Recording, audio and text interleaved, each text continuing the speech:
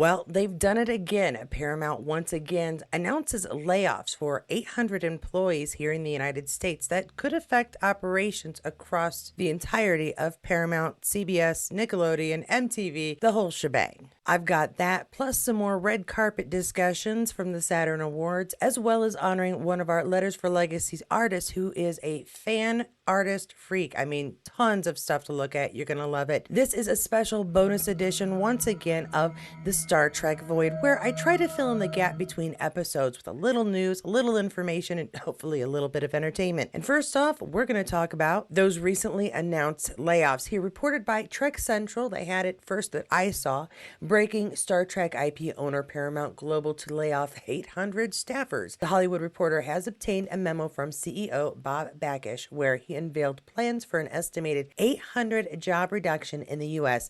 and cuts abroad over time. This aims to cut costs as early as 2024. And that post takes us to this article. This is on HollywoodReporter.com. As you can see, broad streamlined costs effort as Wall Street evaluates the media giant's future as a standalone company and suitors waiting in the wings. CEO Bob Bakish says U.S. employees impacted will be notified by the payday end of today. This was posted yesterday, so they apparently are aware by now. Yeah, so Paramount once again trying to cut costs to make themselves look more attractive to these buyers. And we already do have bidders for this merger for those stocks. Let's review. We've got WB Discovery, we've got Skydance, and we have the Ellen Media Group. These 800 layoffs come after the 1,000 at the end of last year. And as he said, there's expected to be more overseas.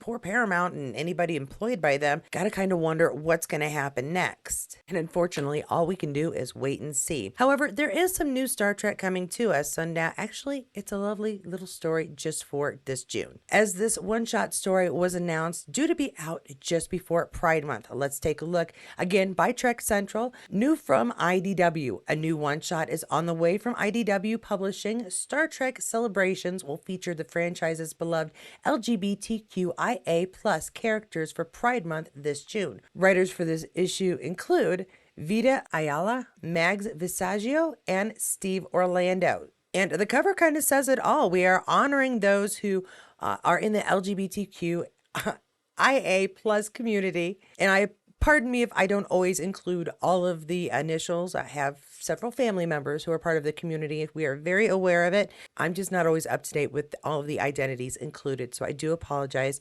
if I don't always say all of them. LGBTQ is what I'm used to saying, but y'all know the news story I'm waiting for. And again, I've got some red carpet interviews shared by Trek Movie and Screen Rant, so let's get to some of those. And I am going to start us off with this interview with Terry Matalas on Picard's Moments and Star Trek Legacy Hopes. There are so many stories to tell. And yes, I did, not quite quote him, but the point is that he is up for this next chapter in Star Trek's 25th century. What could happen? He said before that he would like to see what happens with the Klingons, but he did say a few other things during this interview. And one of the things I particularly enjoyed was the way he talked about Raffi and Seven's relationship. Let's see what the question was here. Michelle Hurd describes Seven and Raffi's relationship status at the end of Picard as complicated. Would you pick up on the Raffi-Seven relationship storytelling if Legacy was to happen? This is particularly interesting to me. I really enjoyed how they wrote these two together. So personally, yeah, I would like to see what happens next. And Terry says, you have to. A first officer and captain with a past? Well, first, there's nothing to say about Legacy. I wish there was, but yeah, there's quite a few storylines that we've talked about from the beginning about where that would go, and it's just such a rich opportunity. And then it goes on with, just to put button on it, since Picard wrapped up last April, now counting the period during the WGA strike, has there been any discussion or work on Star Trek Legacy with Paramount? And sadly, but hopefully, Terry replies, there's not. They have Star Trek that they are making, and they only have so much money and streaming space.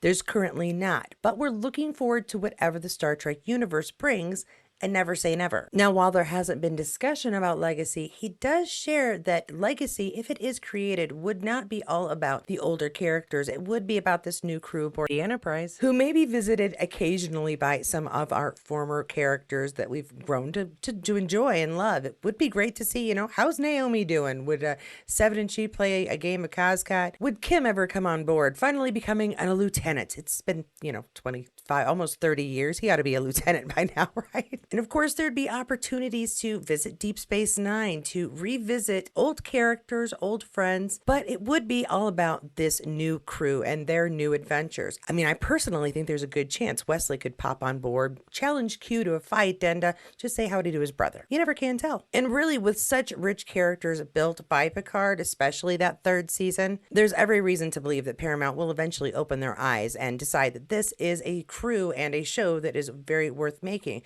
If for no other reason that Jerry, she's proven she can handle it. This article put up by Screen Rant has Jerry quoted as, "Oh my God, well, this character, I keep saying she's a gift that keeps on giving. I was here 24 years ago for the same character. It's amazing. Once you're part of the Star Trek world, you're in a family, really, and it's pretty incredible." And so, yeah, this character is ready to be expanded upon. We've gotten her from Borg. We've gotten her to human being. We've gotten her to leader and now captain. Imagine what she could do next, leading a crew of her own. And from everything I've read or seen, Jerry Ryan is prepared and ready to move along to the next part of Seven of Nine's story. And so are all of the rest of the actors. Everything that I've seen is, let's go, we're ready to make Legacy. And of course, we know Terry Matalas, we want him to be showrunner, and he is ready for that as well. Now, I've been featuring artists the last few videos. I'm going to feature another artist who has been helping us out a little bit with our Letters for Legacy campaign. Now, this is the landing page for Gaz under Poisonous on here for Instagram, and they've been doing some work for us. I just want to show you they are not just a Star Trek fan. They have multiple pieces of artwork here, but I am going to stick with, we've got a weird Stargate Star Trek one. Let's check out that. Yeah, so a bit of a fun mashup here. We've got Star Trek, we've got Star Wars, we've got, I thought maybe, oh yeah, there's Stargate over there. I believe that's Galaxy Quest on the other end here. So a nice mashup. Is RoboCop back there? Let's see how many different franchises you can find in this picture. Let me know below if I missed one. This is great. And Doctor Who, I'm a big Doctor Who fan too. During the summer, you can see my tattoos, but right now, you'll just have to take my word for it. We've got all of the Doctors, it looks like, even our newest one. So fantastic, lovely. And I scrolled down a little further for this one because I'm a Farscape fan as well. This is great. I just started trying to introduce Farscape to my youngest. I may have to skip a few episodes later on, but she's having a little trouble getting into it. We'll see what happens with that. Yeah, so go check out Gaz, Poisonous. I'll give you the link to this below as well. And I do want to take a moment to thank everybody who's been commenting below, because even if we're not on the same page, everybody has been respectful. We've refrained from cursing and calling each other names. Generally have had some really good conversations or seen some really good conversations come out below.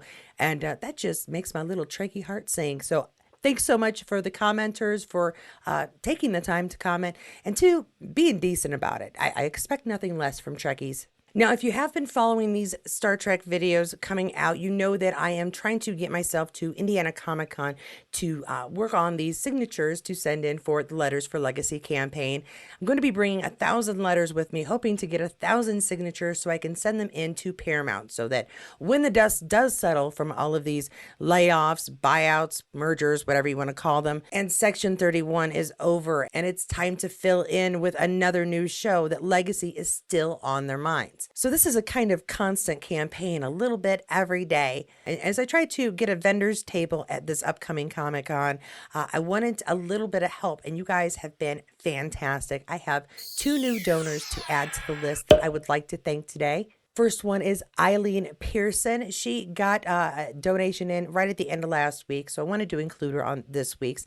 And also Christine Duffy. Both of you, I so appreciate your confidence in my ability to get people to listen to me and sign paper. But no, thank you so much. You're helping us get things like these hats and these shirts and posters and cards and little things to kind of attract attention. We want to get people who aren't aware of legacy, and you'd be surprised how many people just don't even know that it's a possibility. We want to get them in the know and help them be part of our mission, help them spread the word so that those who have no idea about legacy or don't know how they can help or influence anything, they know that they can join us. It's very simple. You can check out this website here for Letters for Legacy, and it goes through all of the steps needed to write a letter. Some of us are just out of practice. We haven't had to do it in a while. And if you'd like to support me, please go to my GoFundMe and donate what you can.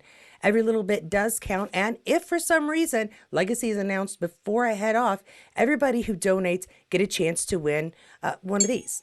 Not one of each, but one of them. Because what am I going to do with a half a dozen t-shirts and hats? I don't, yeah. Thanks so much for joining me on this little excursion into what's going on in Star Trek. If you enjoy this format and would like to see more, don't forget to like, don't forget to subscribe. Always feel free to comment. I really enjoy reading them, and it's a small channel, so I have time. I can read all of them. Generally, I'll give you a thumbs up or a heart or a comment, unless I have nothing nice to say, at which time I will say nothing because I like that rule. If you have nothing nice to say, why start an argument? And if you haven't gotten enough Star Trek content, I happen to like Outlander or any of the other shows I happen to talk about every now and then, please check out any of these videos and I will see you there. Again, announces an $800 who may be visited. I give up. And if you would like some more Star Trek information, happen to like Outlander or any of the other shows I've happened to talk about on here, please check. My video is doing a video thing. Stop doing that. That's not nice.